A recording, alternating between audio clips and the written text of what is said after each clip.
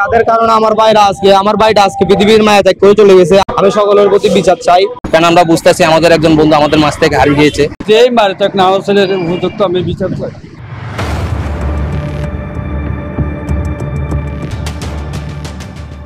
নগরীতে মোটরসাইকেলে সাইলেন্সারের বিকট আওয়াজ নিয়ে কথা কাটাকাটির জেরে মনিরুজ্জামান রাফি নামে এক যুবককে ছুরিকাঘাতে হত্যা করা হয়েছে। রবিবার ৯ জুন ভোর 4:30টার দিকে বঙ্গবন্ধু শেখ মুজিবুর রহমান টানেলের প্রবেশ মুখের অংশে ওজন স্কেলের কাছেই এই ঘটনা ঘটে।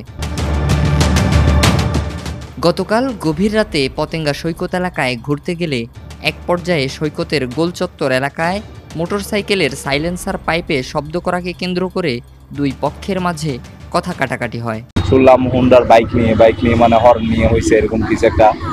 তো যারা ছিল ওদের বিচার তো অবশ্যই হইতে হবে, বিচার না হয়ে কোথায় যাবে, বিচার তো হইতে হবে। রাফি কিন্তু ছেলেটা কিন্তু ভালো, কোনোদিন কারোর সাথে ঝগড়াতে বাজে নেই, কেন সবসময় আসতো আমাদের এলাকার মধ্যে এবং যেখানে যাক না কেন ভালো ব্যবহার করতো।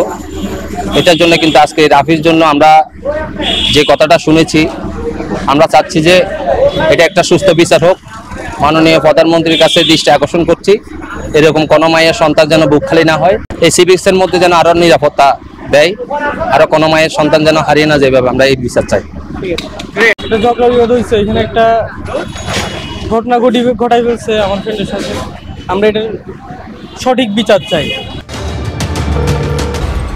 বিষয়টি তাৎক্ষণিক সমাধান হলেও এক পক্ষ প্রতিশোধের অপেক্ষায় টানেলের মুখে ওত পেতে থাকে এবং পরবর্তীতে আবারও তাদের মধ্যে মারামারি হয়।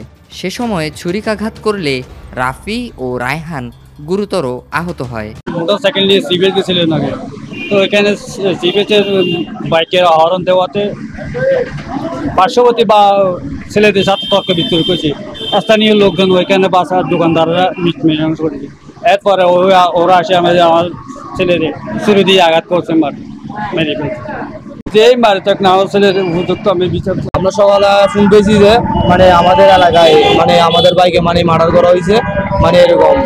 তারপরে এখানে আসি জানতে পারছি যে মানে ওরা বাইক নিয়ে ওদিকে গেছিল, ওদিকে যাওয়ার পর ওইখানে কিছু ছেলে পেলে মানে ওদের সাথে ঝামেলা হয়েছিল, ওটা আবার সমাধান হয়ে গেছিল।